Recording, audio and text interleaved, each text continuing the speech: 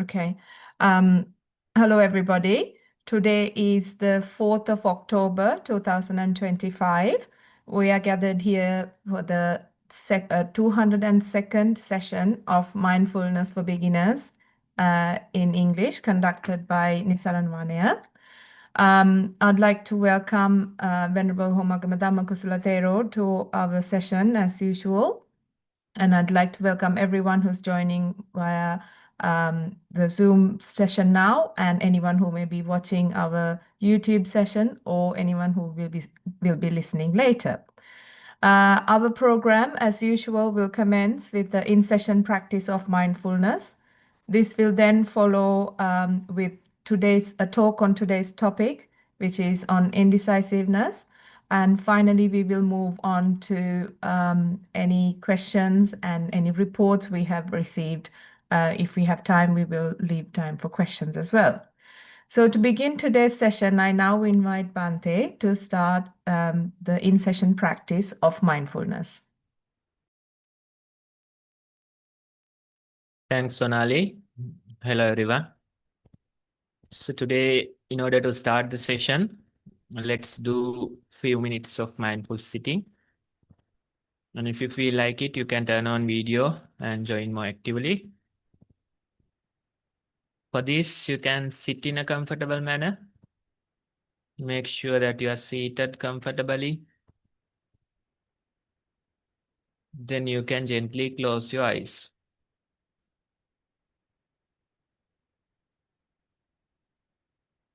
You are seated and you have your eyes closed. Simply be present and notice what you feel in the moment.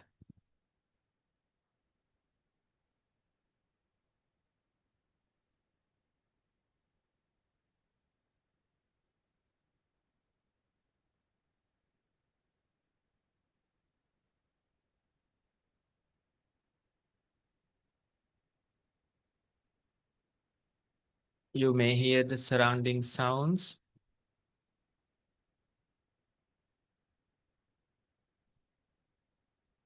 And if you turn your attention towards the body, you might feel certain bodily sensations.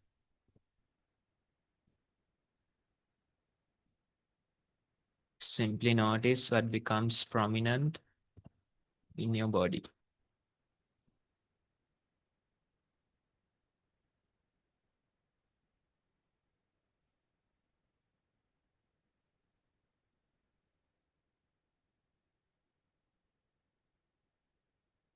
Maybe the breath at your nostrils. You feel the in-breath and out-breath. Or maybe the belly movements according to the breathing.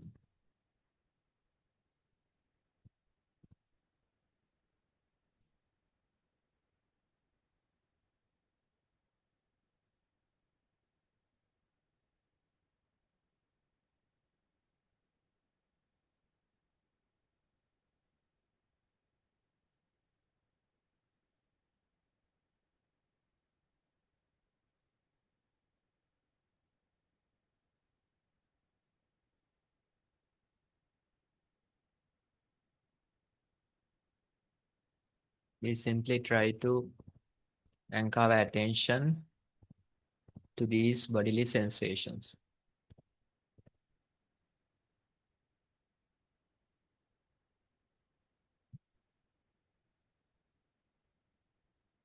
Time to time, attention goes to other things. Thoughts, memories, planning, they appear. Certain pain, irritations in your body, sometimes sleepiness. These things take our attention away. That's okay. You can realize it and you can gently return your attention back to the breathing. Again, notice how the breath goes in. Notice how it comes out.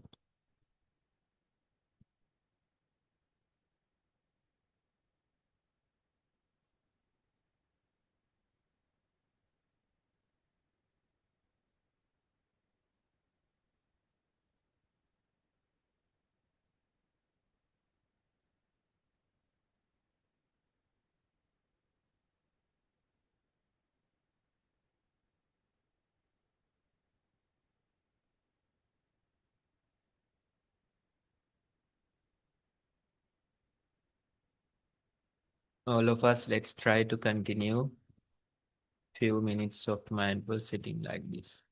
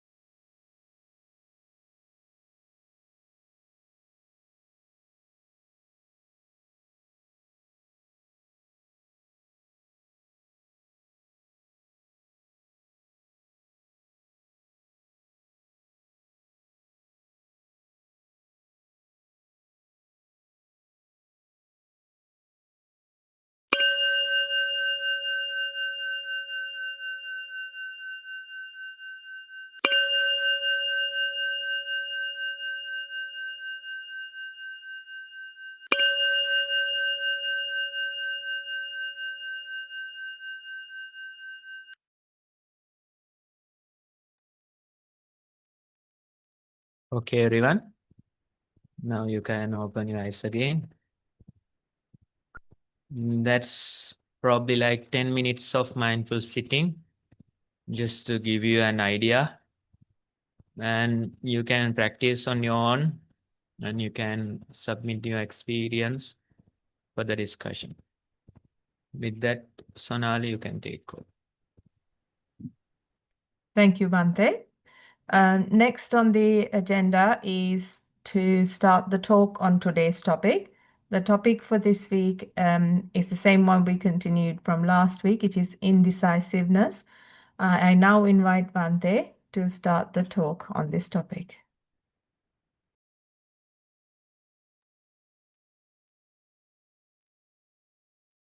Okay, everyone. So this is a continuation from last time. And this goes with a metaphor of a frog in boiling water. And that part we discussed last time, so I'm not gonna explain it once again. And the very topic is indecisiveness. Your inability to make a decision. Your inability to choose the right thing. That creates a lot of confusion.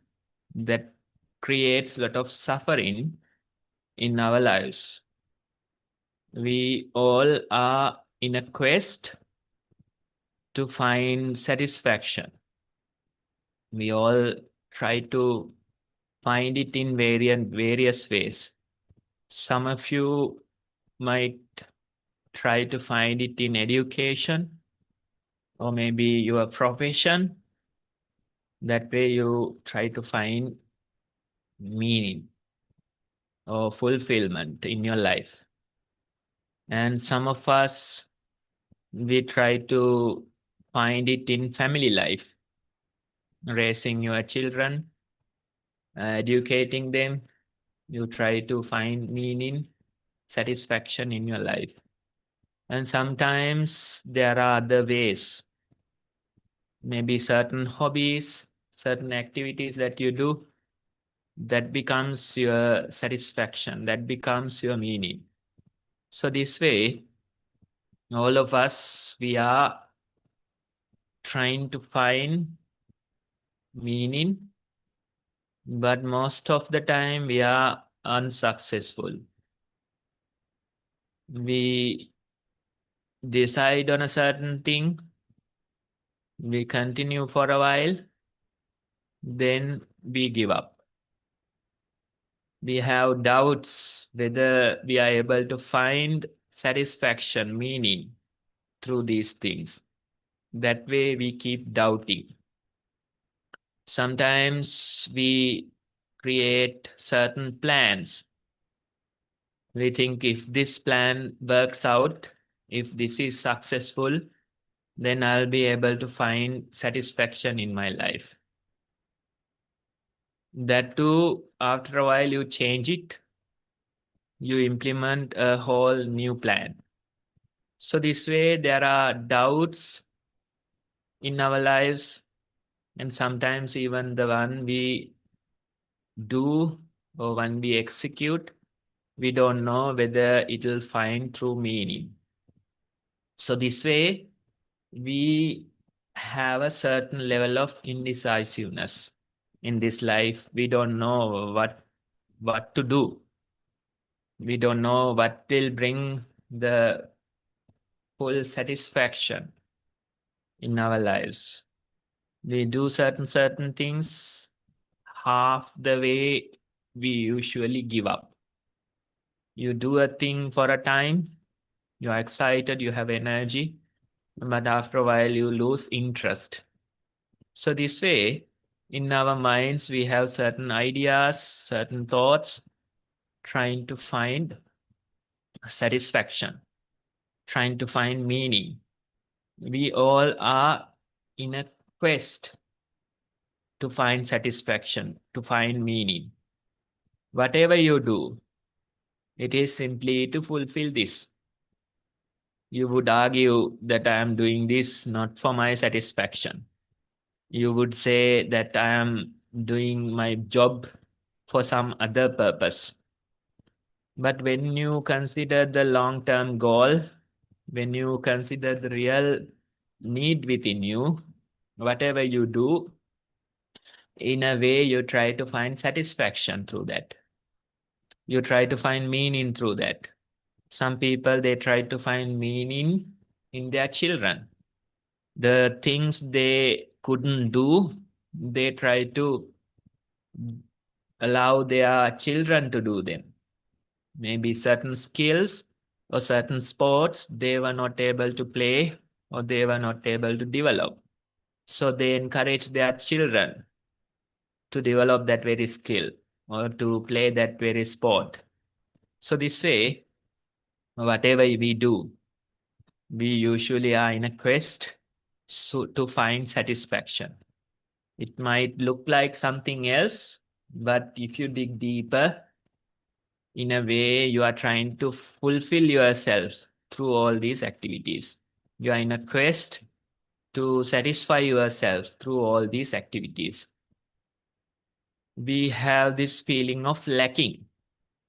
So we try to fulfill that through a variety of things, variety of activities.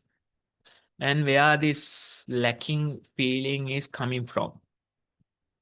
That's an interesting question that we have to ask. We have certain ways of satisfying this, certain ways of trying to find fulfillment. But no matter what you do, after a while, you again feel that there is this lack.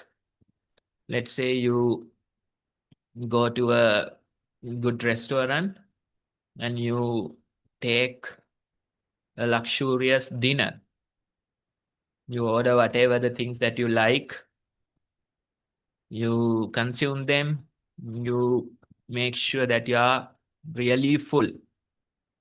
But even satisfying your belly, satisfying your thirst with all those things, even after 5-6 hours, again you feel hungry. No matter what you do, there's always this lack. We have the feeling of lacking. It feels like we are satisfied for a while, maybe for a few hours, but again the lack appears, right? So we do various things trying to fulfill this. Even being in a single posture, after a while you feel really uncomfortable in it.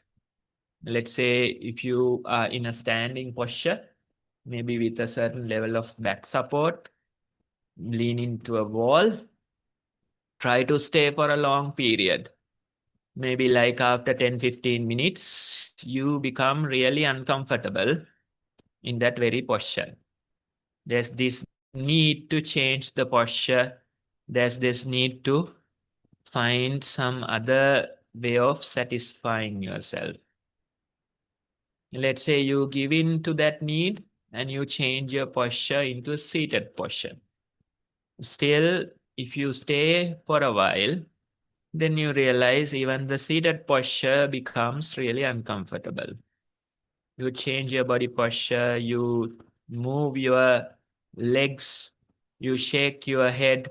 That way we try to find comfort in this, but we can't. Then we go maybe into a lie down posture. There also, if you stay still, then again the same as unsatisfaction appears. So this way, no matter what we do, there's always this feeling of lacking, feeling of lack, right? We don't know how to fulfill this. We have doubts how to fulfill this. We do certain things, but we are not sure whether this thing will fulfill you, right? So that way, there's always the feeling of lacking. We do a variety of things trying to fulfill it, but we are unsuccessful. We don't know what to do exactly. We have a certain level of indecisiveness. We are not sure, right? So that way we live. And in the Hebrew Bible, there's this creation story, and they are originally Adam and Eve. They were in paradise, and everything was fulfilled. There was no feeling of lacking. They were like children of the God, and they were free to roam around anywhere. And it's a world with fulfillment. It's a world with everlasting happiness. But after a certain time, they ate the fruit from the tree of knowledge. Most of the people, they assign this tree to be an apple tree, right? Even on Apple computers, you can see that symbol, that logo. It's an apple with a bite taken. Somebody bit it. Somebody took a bite out of it. That's the tree of knowledge, right? And we sit in front of computers. There is this never-ending quest of trying to find knowledge, trying to invent new things, because we all feel this lacking. And you use various devices, you use various technological inventions. That way you try to fulfill these things. But no matter how much you try, still there's this feeling of lacking, right? So that's the poisonous tree, the tree of knowledge. After taking a bite out of that fruit, we keep searching for knowledge, we keep searching for new inventions, we keep searching for solutions, and it's a never ending quest. But you were originally, according to that creation story, originally you didn't have such a feeling of lack. You were satisfied. It was a world with everlasting happiness, right? So how to go back to that original state? That's the question. Even in Buddha's teachings, you can find a similar story. Buddha explains about how the world was created. And originally the beings, they were like full of euphoria. And they didn't need anything else for their survival. They had their own light. They were in this euphoric state, and they were roaming around in this world. But after a certain time, the world appears to be more like an ice cream. And somebody thought to himself, this seems nice, I should be tasting this. And that person sticks a finger and licks it to realize that it was very tasty. The desire, the craving appears for that particular thing. And after that, they start gulping down the world or the thing that appeared like an ice cream. And when one creature does it, the others follow. And what happens is that more you eat, more you feel the feeling of lacking. The more you eat, more you are dependent on the surrounding things for your survival. The Buddha goes on to explain how they kept eating, they kept eating, and how their bodies became heavier and heavier, how their satisfaction started to depend on the surrounding things. If they get that food, they feel satisfied for a while. But again, the feeling of lacking continues. So this way, we can see even in the creation stories, initially, the original state was more like everlasting happiness. There wasn't this feeling of lacking, but the craving arises, the desire arises, the tree of knowledge, the poisonous fruit, you take a bite out of it, and eventually you are in this quest of never ending search, trying to fulfill yourself, trying to satisfy yourself. But the very promise of the training, or the very promise of the practice, is that you can find this everlasting freedom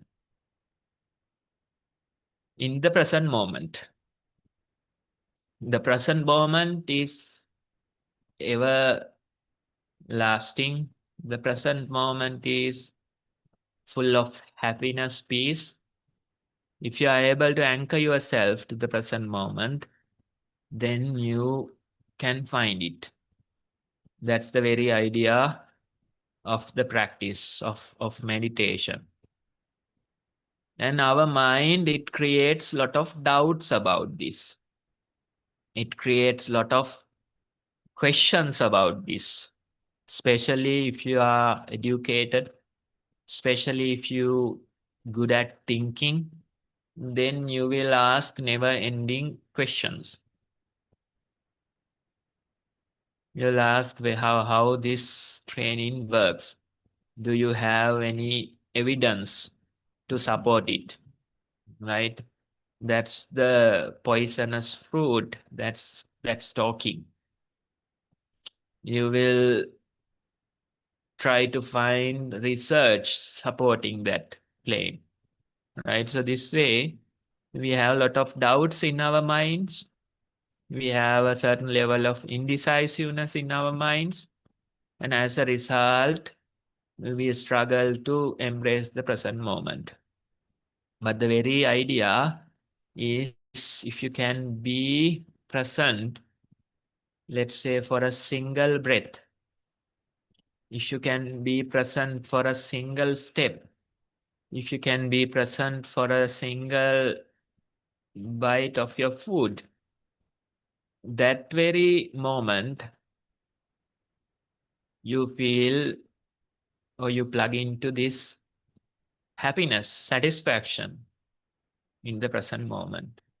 We go to, certain places, conduct practice sessions for new people, and practicing for the very first time, maybe like sitting for like 20 or so minutes, they say that they could feel certain level of peace within. Maybe some of them, they claim that it's the very first time that they have experienced such a peace within, right? So the peace or the satisfaction, it's not far away. It is right in front of us, right there in the present moment. But our very ability to think, our very ability to doubt, our very ability or our very issue with indecisiveness, that creates a whole lot of confusion. Time after time, we try to say that this is not the real happiness. Time after time, we say it couldn't be here and now. I'm not that blessed. I shouldn't be, getting this here and now. Instead, maybe tomorrow, when I satisfy that need, maybe in some other place, they'll be able to find the real peace, not in the present moment, not in the here and now. But the very idea of the practice is simply to embrace the present moment. That's what you have been looking for. In your entire life, you have been in a quest to find happiness. You have been in a quest to find fulfillment. But we were traveling to find it in some other place, to find it in some other time, while forgetting that we already had that ability. It's like you go search in other places, you go search in other times, trying to find happiness, trying to find fulfillment. But the very search, very happiness or the fulfillment that you tries to find, it is in the present moment. It is in here and now. So in order to appreciate this, we have to show the people the way of the practice. The very best idea is to anchor yourself into a bodily sensation. The bodily sensations, they don't deceive us. If you attach yourself to a certain mind-made object, then that very object can deceive you. It might argue that you are present, but actually you might be lost in some other place. But the bodily sensations are simple. Bodily sensations are easy. So for a newcomer, we must introduce the bodily sensations as their primary object. You walk and you anchor yourself to a prominent walking bodily sensation. You sit, you anchor yourself to a prominent sitting sensation, maybe breathing. You do your other activities, you try to anchor yourself to the prominent bodily sensation in that particular activity. So that way we try to keep training our minds. Time after time, the mind will say, it is not here and now. The very satisfaction you are looking for, it is in some other place, it is in some other time. That's what the mind will say. But we keep practicing. Time after time, we keep practicing. We try to anchor ourselves to the present moment. In a way, you are already enlightened. But the very fact of proving it to yourself would be the practice. You are already a Buddha. But you will say, no, I don't have that much of merits. You will doubt, you will question, right? So the way of meditation, the practice of meditation, it will help you to prove that to you. That's the very idea. So even the people with lot of thinking power, the people with lot of doubts, the people with lot of indecisiveness, they keep on practicing. And when they continue for few months, they realize their minds are starting to settle down. Their minds are starting to settle down in the present moment. Earlier, they have been thinking a lot. Earlier, they have been doubting a lot. Earlier, they have been in a quest for knowledge, trying to fulfill themselves. But with repetitive practice, they are able to feel the satisfaction in the present moment. So it is not like, you can intentionally do it. What you can do in the moment is simply try to be present. And when you practice that for some time, for few weeks, for few months, then gradually you see that the mind starts to settle down. That happens as a result of your effort.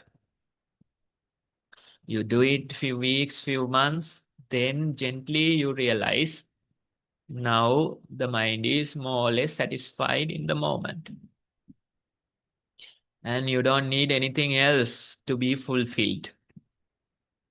That's the very idea. That's the very ability. You can do whatever the things that you are doing.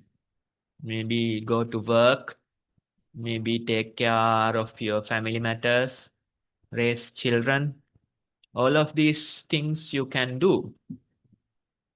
But what matters is that you have this inbuilt satisfaction. You don't need these things for your satisfaction. You don't need these things to fulfill yourself. Instead, you do them for the sake of doing, but you are already satisfied with it. You are already fulfilled. That's the very idea. That's the way to live this life. Again, you realize you are children of the God. You are in the paradise. There is no feeling of lacking. There's no need to, satisfy yourself with the outside things, right? So that way, if we continue this very training for some time, then we can really feel how the mind starts to settle down. I think a couple of weeks ago, we went for a program at the Castle Streets Hospital for Women. And there were maybe 30 people there. And most of them were pregnant mothers. And they didn't know what they were attending. They didn't know what the program was about. But we simply explained to them that if you can be in the present moment, if you can bring your attention to the body, if you can keep practicing it, then that would be the way to get a blessed child. If the mother's mind is all around the place, if the mother's mind is so chaotic, then definitely you will get a child that attracts the same type of energy. So if you need a blessed child, then you have to make sure that your mind is blessed. That's the very idea. Same energies attract themselves. That's the law of this universe. Right? So if the mother's mind is not peaceful, if the mother's mind is full of stress, if the mother's mind is depressed, then you might probably get a depressed child as well. Right? So the very idea that I tried to convince to them is that if you need a blessed child, you have to be present. Bring your attention to the present moment. Make sure that you embraced that very peace in the moment. And after doing the program, the doctor who has organized it, she came to me and she was saying, Bante, during my pregnancy time, I was depressed. And now my child is probably 11 years old and that child is also depressed. Right? So the very logic was proven in her experience. Being 11 years old, how can a child become depressed? But that's the reality in this new age, especially the children They are called Generation Alpha, the children who were born after 2010. They have been experiencing so many catastrophes, COVID and many other such things. And as a result, probably the majority of the generation is depressed. They're suffering with mental issues. Otherwise, being 11 years old, what are the reasons for being depressed? Can you recall your childhood when you were 11 years old? According to my memory, I had no reasons to be depressed. But nowadays, the new generations, even being 11 years old, some of them are depressed. And the parents, teachers, they can't really tell it from outside. That's the danger in it. They feel like the child is quiet. They feel like the child is an introvert. They feel like the child is doing okay.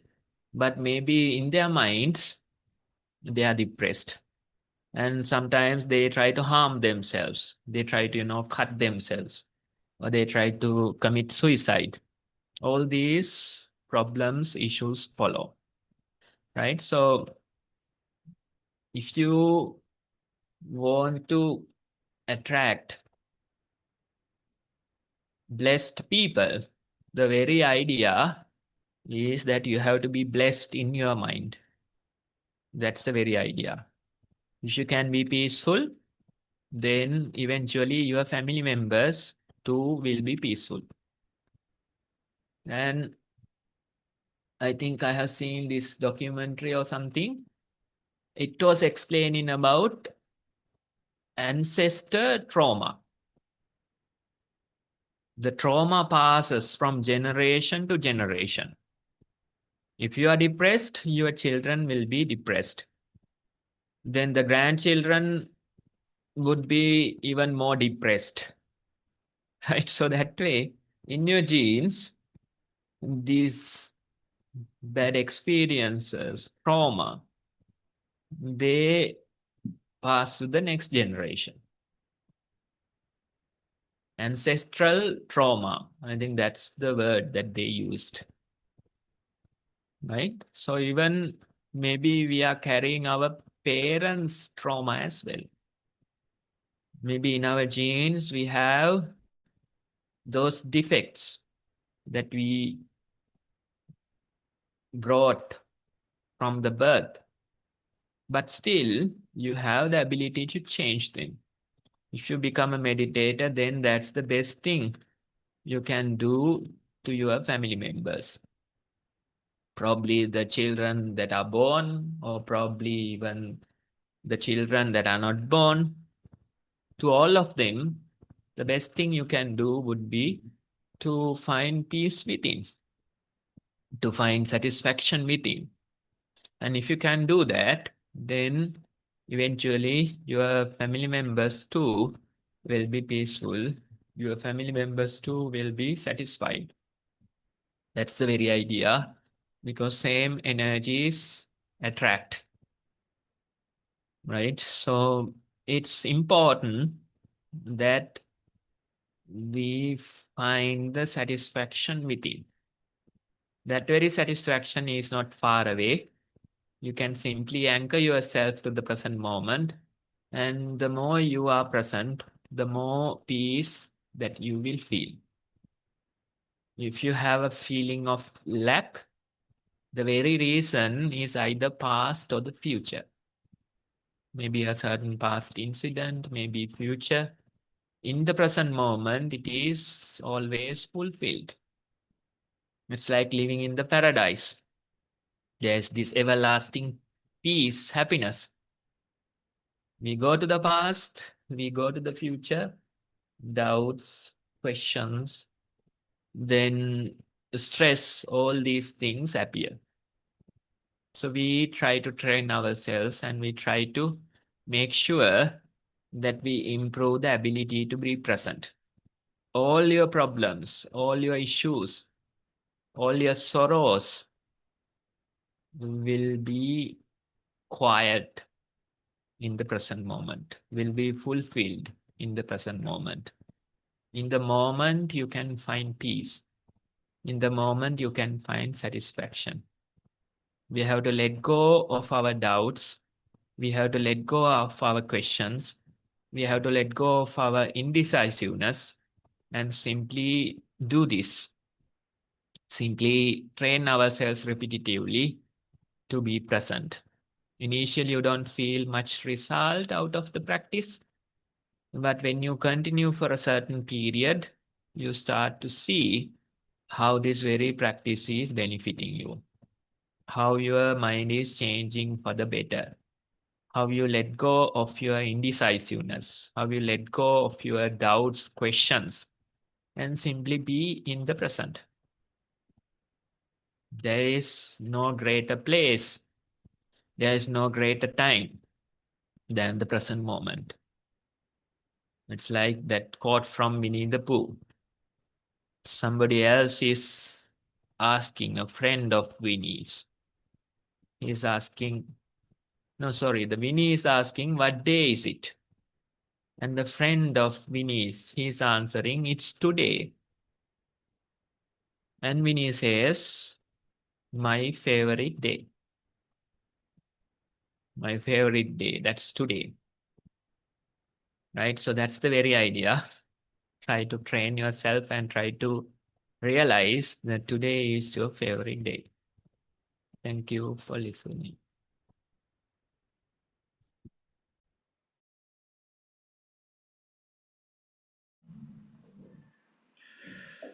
Well, thank you very much, Bante, for that wonderful sermon. And with that, we are moving on to the reports and the Q&A session. And I would like to invite Anupama to take over. Thank you, Tarindu. I hope you can hear me clearly. Yes, definitely. Okay, Avasarai Bante. So before reading the report, we usually give an intro to you about the practice of mindfulness and how to develop it, and the report reading and sharing through the Google form or email. Tarindu, if you have the slides, you may share it. There are links on the Sati Pasala YouTube channel where the instruction videos are given on mindful walking and mindful sitting. So if once the links are shared, you can follow it and watch the videos and get an idea of how to start this mindfulness journey of yours. And once you have accumulated, we would say about 20 minutes of practice, at least of each per day, to accumulate for 2 hours, then you can write a report for us. As you can see, the links have been shared in front of you on the screen. And the idea is allocating a small time each day for each practice. So for example, in a reflection report, you can either start it with a question or a statement. You can use titles such as mindful walking and mindful sitting. And as Bante described in his guided sitting meditation, you can describe what you felt during these practices. So, for example, when you were walking, you can focus on the sensations of the feet, how the ground felt under your foot, the pressure points on the soles, how your body weight shifted from one leg to another, etc. In mindful sitting, you can do similar, describing the prominent sensations such as pressure points and also focusing on the breath, ingoing, outgoing, at the nostrils, the movement of the abdomen, etc. Again, Bante mentioned about this in his talk today about being in the present moment and focusing on bodily sensations. Once you've accumulated 2 hours of the practice, then kindly submit a report via Google form or email. Again, the details are in front of you, and we will share it here at our sessions every week. Thank you. So I shall move on to the one report we have received today. It was written by an adult. Venerable Swamin Mahansa, mindful walking. Started to walk on gravel floor. Observe the sensations on soles as left and right. Felt the roughness, dryness, and hardness of the floor. Walked for 45 minutes. Thoughts streamed and stopped at the edge of the walking path and determined to meditate well. Then again walked further with much awareness than before because of the determination I had Anupama, made. Yes, Bante. sorry, Anupama, I am having trouble hearing you. Not sure Okay, whether Bante. my side or your side. Tarindo, Headphones off. Is this better? Swaminathan, Anupama, I think now it's better. Yeah. Yeah, okay. I'll take my headphones off. Yeah. All right. Let me start reading the report. Bante, hope you can hear me now. yes, much better. Thanks. So, report was written by an adult, Venerable Swamin Vahansa. Mindful walking. Started to walk on gravel floor. Observed the sensations on soles as left and right. Felt the roughness, dryness, and hardness of the floor. Walked for 45 minutes. Thoughts streamed and stopped at the edge of the walking path and determined to meditate well. Then again walked further with much awareness than before because of the determination I have made. Not much distractions. Remembered parents as they went out in the morning. Intrusive thoughts were less compared to previous walkings. Mindful sitting.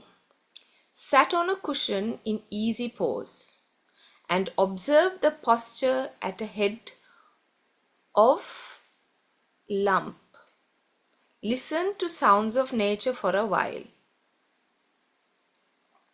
Started to observe abdominal motions, keeping palm of the left hand on stomach.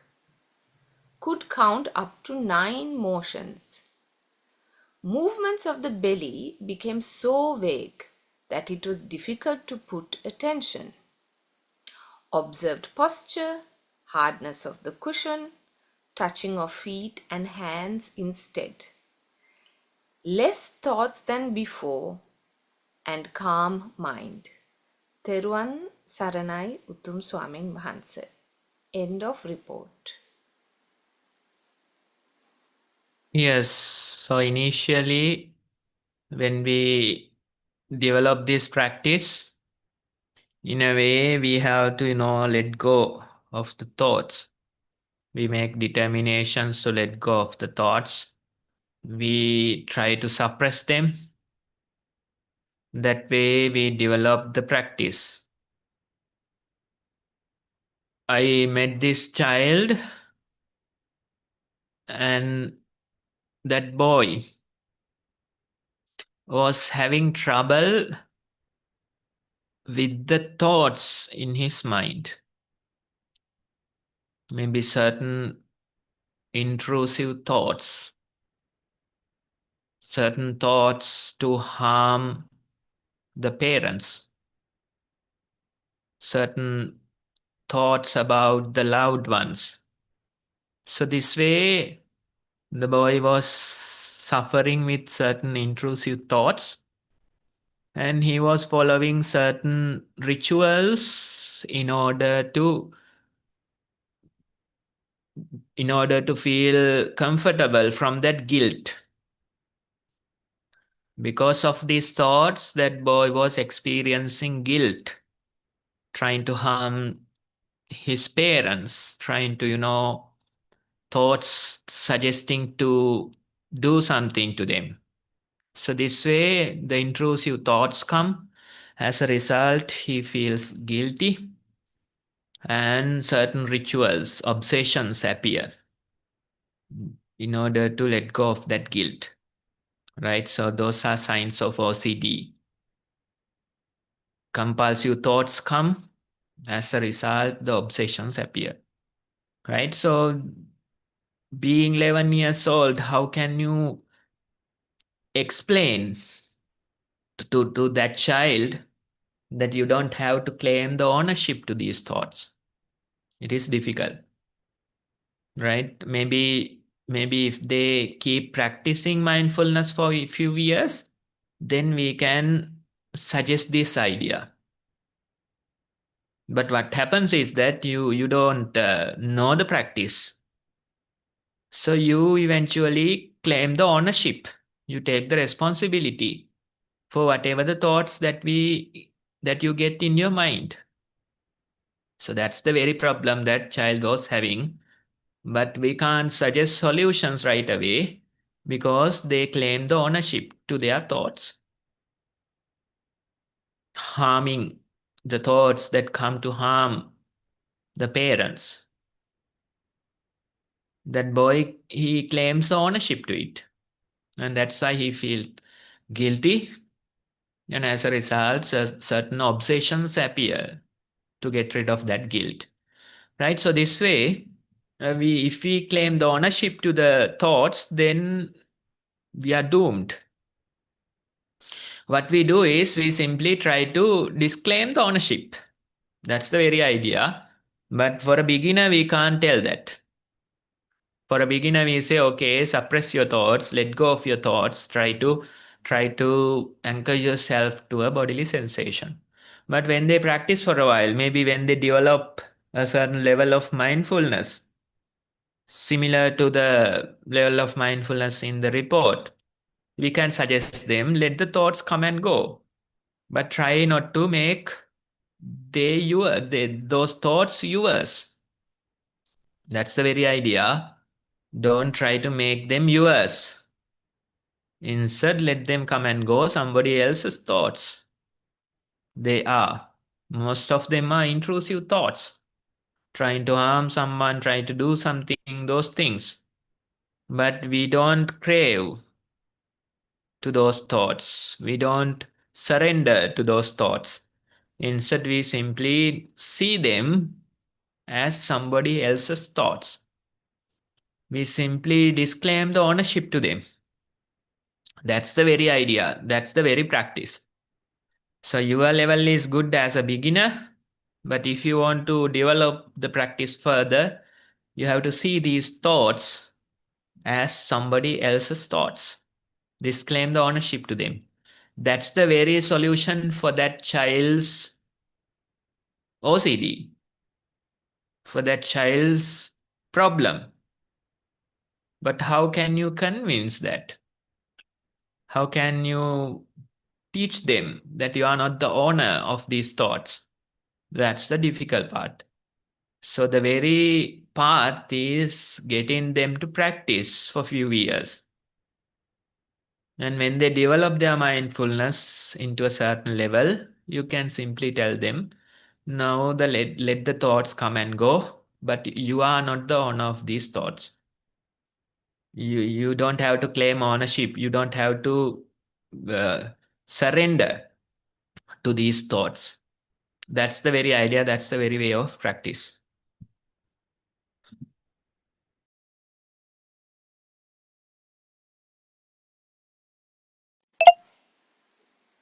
Thank you, Bante, for that valuable advice.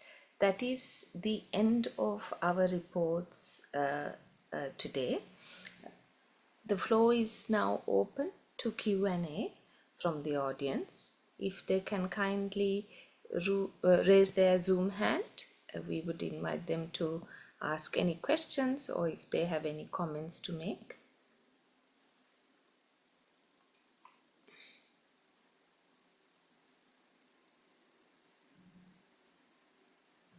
Yes, Samantha, your Zoom hand is up. If you can now unmute yourself and ask your question, please. Yeah, thank you, Anupa.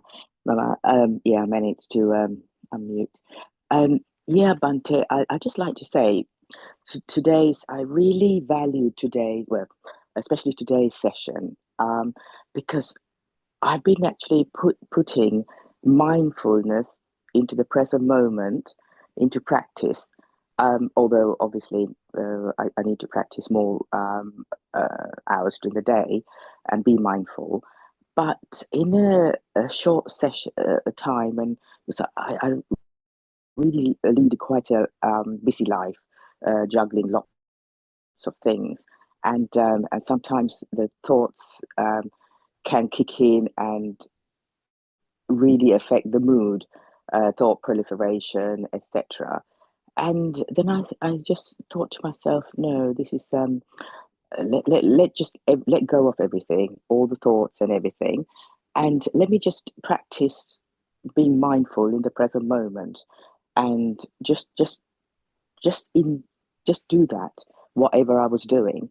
And I must say, Bante, what you exactly said happened. I was able to, my mind was, I watched my mind, and it was less, it's busy, and it was happier and calmer.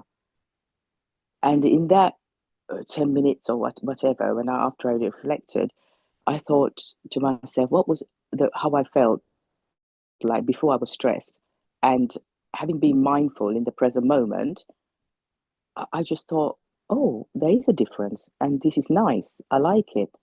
Um, so I must try and be more mindful throughout all the time and be in the present. And I found, oh, that's, well, for me, that was like a little eureka moment, because I know everyone says that, but I never understood what it was really. Everyone talks about mindfulness all the time, but that little 10 minutes really made me happier and calmer. So I really valued what Bante said today. Thank you. Sadhu, sadhu, sadhu. Yes, so for those 10 minutes, you are enlightened, you are in the paradise. But the problem is that we can't sustain it. Again, the mind starts proliferating. Again, the mind starts doubting, questioning. So the very practice is training yourself repetitively, and eventually you'll be able to sustain it. We have the ability to be enlightened momentarily. Let's say for 10 minutes you are enlightened, but again the same mind appears. Same questioning, doubting mind appears. You are able to be in the paradise for 10 minutes, but again you come to this world. You take the fall, right? So that way, this happens time after time, but we don't give up. We train ourselves repetitively till the very mind realizes that this is the only peace that we have been looking for. This is the paradise that we have to live in. That very realization will come in time, but simply keep on practicing, keep at it. That's the very idea. Thank you, Bante. I think that's exactly what I was thinking as well. So that little snapshot gave me the inspiration to keep on practicing and making more effort of mindfulness, and that's leading to concentration, vice versa. So all that effort, mindfulness, and concentration. Thank you, Bante. I'll continue.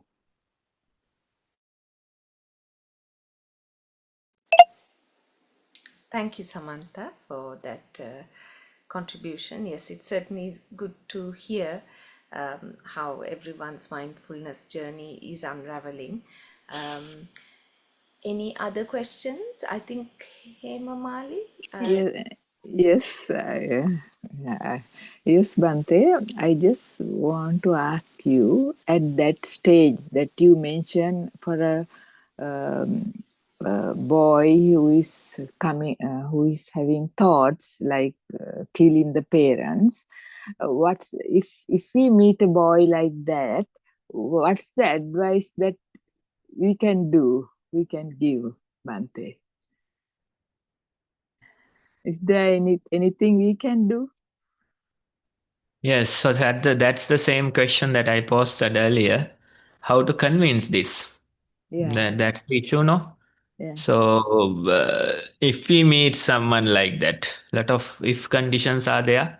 yes. So we can try and join, them for a mindful session. Maybe keep them involved in a uh, children's session, Mm, which is interesting, which has certain games, activities. And mm, if they continue for some time, then they have the potential to realize that these thoughts are not theirs. mm, You don't have to claim ownership to them. But mm, at the moment, they can't realize it. They don't have mm. that potential. Yeah. So what can we do? Some kids they go and take certain medicine for these troubles. Those medicines work temporarily. They might suppress thoughts, but eventually again they return. Right? So it's a difficult question. It's a difficult quest. This is not a quick fix. That's the problem. You can't use it like a band-aid, right? You have to develop the mind to that potential, then only they are able to realize it. So it could be a journey. As parents, adults, you can keep them engaged in the mindful practice. Initially, they don't value it, but if they somehow continue, and then maybe after a few months, they are able to realize that potential. So either you have meditation or medication. Medication path is uh, taken by most of the people. Initially, they are directed towards a therapist who will talk to them and try to, see whether the talking therapy helps. If that doesn't help, then probably medication. That's the other path. So depending on the situation, we'll have to decide. Mm. Is it okay to have a chat and say that thoughts are coming and going? You can try it, but it's in a way it's risky to. Yes, Uh, we are not educated, no, Bante. yeah, Yeah, you are yeah, not qualified to do yeah, that. yeah, You are yeah. Thank. qualified to probably talk about mindfulness, Uh-huh. but these things they are they go deeper into the Yeah, mind. yeah. So probably directing them towards a qualified person, a Mm, therapist, would be yeah, a solution. yeah. In the meantime, you can get them engaged in the mindfulness, Mm. not talking about these things, simply helping them to be mindful, getting them involved in a session. Thank you, Bante. Teruvan Saranai. Thank you, Anupama. Thank you, Hemamali. It was Mm. a contribution. Um, anyone else has any comments or questions for Bante?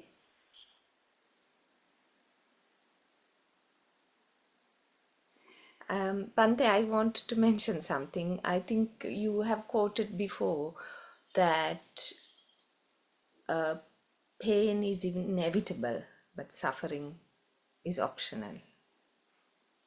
So, from what you've described, by let going of ownership of your thoughts, painful thoughts, you are letting go of the suffering aspect of it.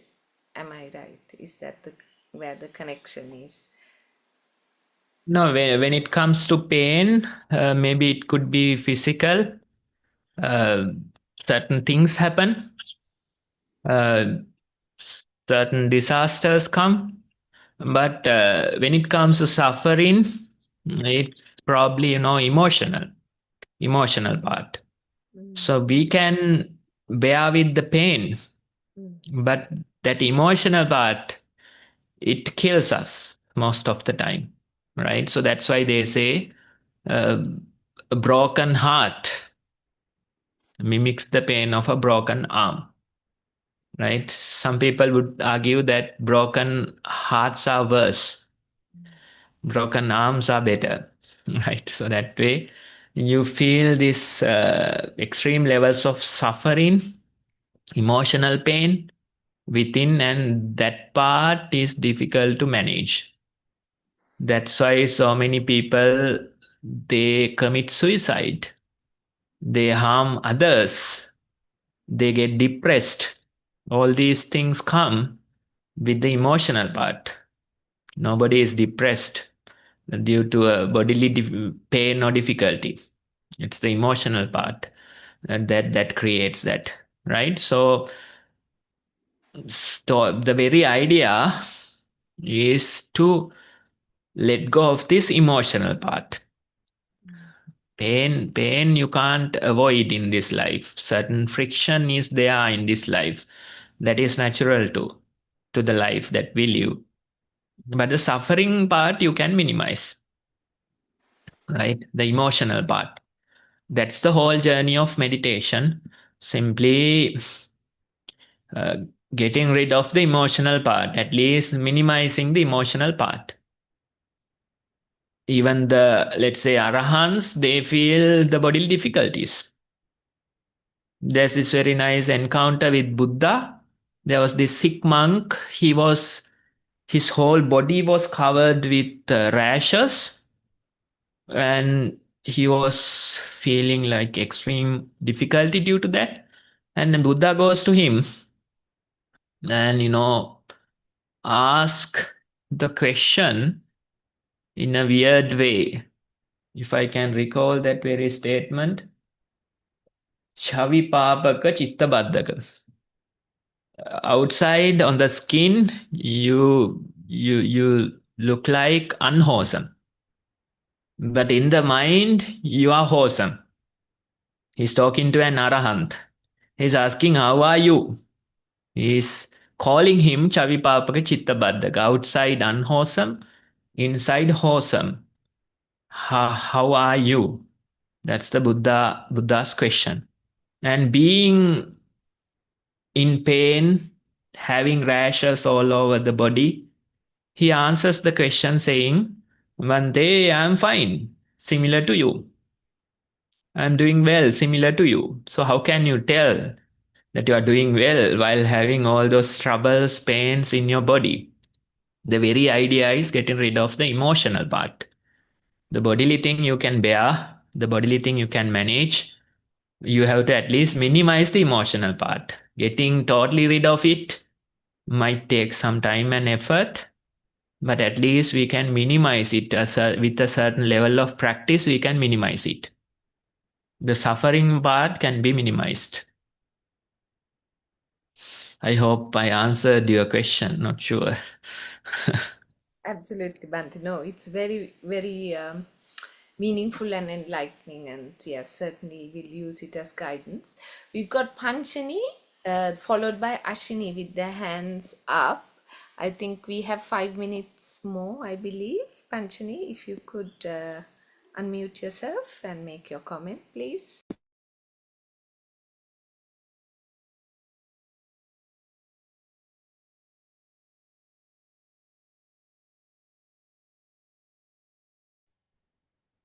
Avasrai Bante, I just wanted to say that when emotions come, sometimes they comes like floods.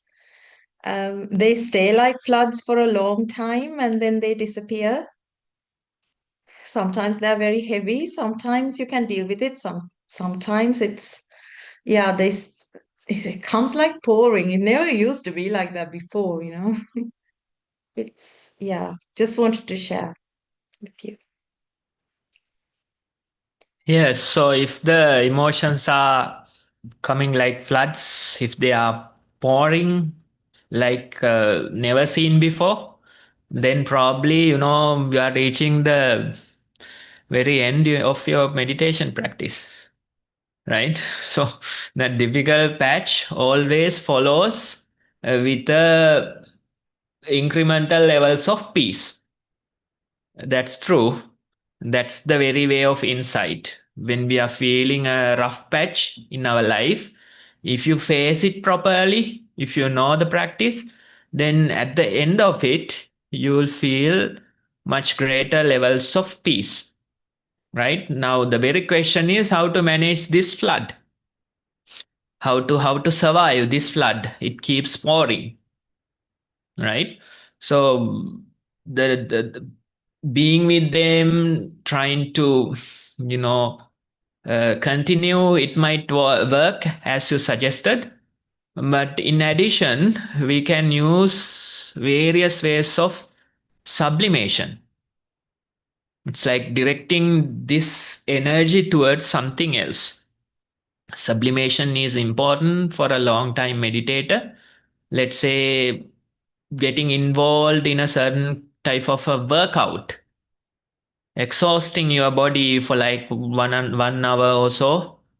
I mean, when I say exhausting, you have to really exhaust yourself with a good workout. You can pick whatever the workouts that you like. Some people do running, some people go rowing, some people swim.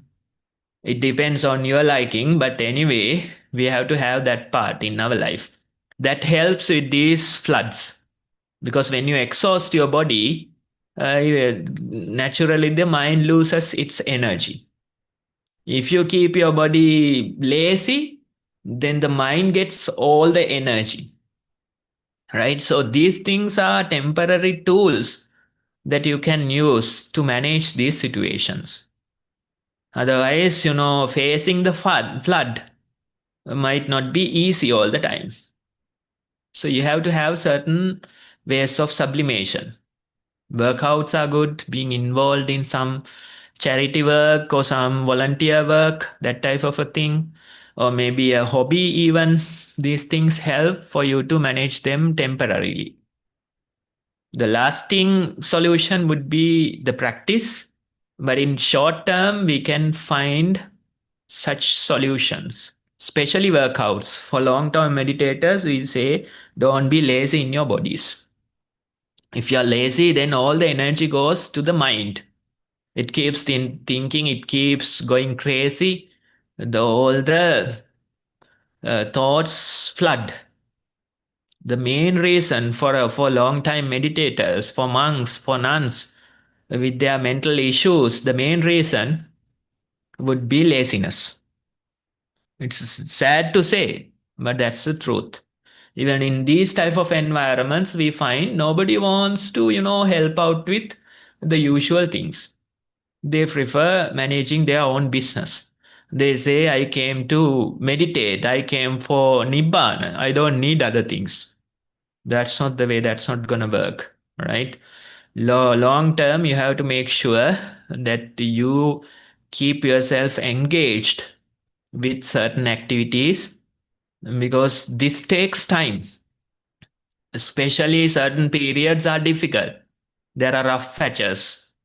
So, in order to keep your sanity, you have to make sure that you exercise your body, get involved in some volunteer work, charity work, that type of a thing. Do some hobbies and, keep yourself distracted for a while. Those things are valid tools. Allow us to manage the situation. Long term solution will come with the practice.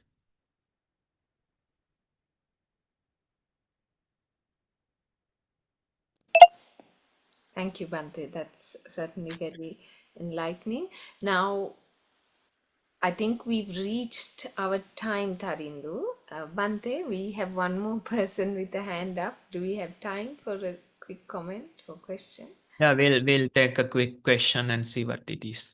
Ashini, if you unmute yourself, please. Sanai Swaminathan. Swaminathan, actually, with regard to today's session, I'm going to brief my idea. Actually, I am reading a book these days related to science and engineering. And when I read that, I love science. From the very beginning, I used to love that subject.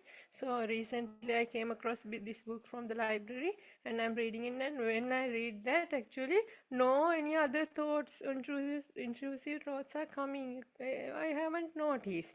And the other thing is, when I do yoga, the stream of thoughts that occurred beforehand is somewhat getting disturbed. And the other thing is the sign answer. When I watch TV, when I do other activities apart from meditation, I have noticed that my flow of thoughts are distracted. Swami Hansa, but when I'm meditating, or at the beginning, I notice a flow of thoughts. I'm sometimes maybe related to anger or anything like that. But when I say thoughts for 2 times like that, that flow is breaking, and I come to the natural world, and then I can continue meditation for a certain period of time, like minute or two, like that. So, is it all right to do like that, Swami?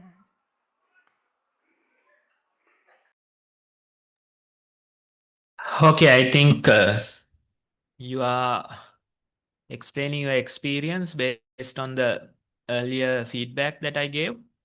So workouts, yoga, then getting involved in a science project, right? So all those things are the ways of sublimation that we experience, that we explained. So whatever works for you, you can do. But watching TV, I don't think it helps. It might create even greater floods, right? So you can do it if it helps, but you have to make sure that you are leading yourself towards incremental levels of peace, right? So all these techniques, if it works for you, you can use it. Even watching TV, if it feels for a limited time, that's fine. Doing yoga, involved in science experiments, science learning, and things like that. All these things are valid as ways of sublimation. I think you were explaining your experience with the earlier comment. Thank you, Ashini, and thank you, Bante. I think that concludes our session for today. I will now hand over to Tarindu for conclusion. Yes, thank you, Anupama. Thank you, Bante, for your time and for all the answers. I think everyone's happy, so we can end the session for the day. So, as always, I would first like to thank Venerable Bante for his guidance. And on behalf of the organizers, I would like to thank Venerable Bante and especially the Chief Abbot of Nisarnavane, Venerable Bante Udayagama Dhamma Jiva Mahathero, for initiating this program, and may these merits help them in improving their own practice. And I would like to thank everyone who joined the program on Zoom and those who are watching this later on YouTube. And there's a lot of things happening behind the scenes, so I would like to thank our wonderful organizers as well. So I hope we did another wonderful program. So until we meet you again, I would like to wish you a mindful week ahead and see you all again next Saturday.